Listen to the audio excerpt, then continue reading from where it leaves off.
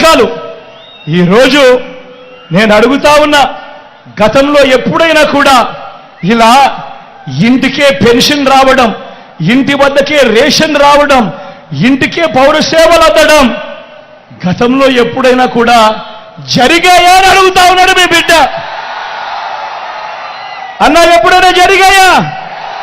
మీ ఇంటికే పెన్షన్ వచ్చిందా? అక్క ఎప్పుడైనా జరిగిందా? మీ ఇంటికే పథకాలు అందాయా? అన్నా ఎప్పుడైనా జరిగాయా? మీ ఇంటికే రేషన్ వచ్చిందా?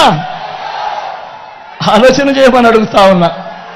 ఇవన్నీ ఈ 59 నెలల కాలంలోనే నా అక్క చెల్లెమ్మల ఆత్మగౌరవం నిలబడాలని, నా అవ్వ తాతల ముఖంలో చిరునవ్వు చూడాలని ఈ 59 నెలల కాలంలో మాత్రమే, మీ బిడ్డ పాలనలో మాత్రమే జరుగుతా ఉందన్నది గమనించమని కోరుతా ఉన్నా.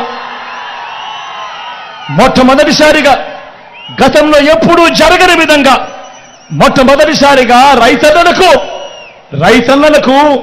పెట్టుబడికి సహాయంగా రైతన్న చేతిలో రైతు భరోసా, మొట్టమొదటిసారిగా రైతన్నలకు ఉచిత పంటల బీమా, మొట్టమొదటిసారిగా రైతన్నలకు సీజన్ ముగిసేలోగానే ఇన్పుట్ సబ్సిడీ, మొట్టమొదటిసారిగా రైతన్నకు పగటి పూటే 9 గంటలు నాణ్యమైన ఉచిత విద్యుత్, మొట్టమొదటిసారిగా ఇప్పుడే ఎప్పుడూ చూడని విధంగా రైతన్నను చెయ్యి పట్టుకొని నడిపిస్తూ గ్రామంలోనే ఓ ఆర్బీకే వ్యవస్థ రైతన్నను చెయ్యి పట్టుకొని నడిపిస్తూ సలహాలు ఇస్తూ రైతన్నకు విత్తనం నుంచి పంట కొనుగోలు వరకు అండగా ఉంటూ నేను అడుగుతా ఉన్నా, ఇన్నిన్ని పథకాలు రైతన్నల కోసం గతంలో ఎప్పుడైనా ఈ పథకాలు ఉన్నాయా అని అడుగుతా ఉన్నాడు మీ బిడ్డ.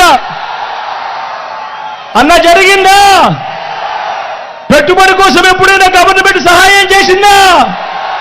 రైతు భరోసా ఉండేదా? తమ్ముడు ఉండేదా?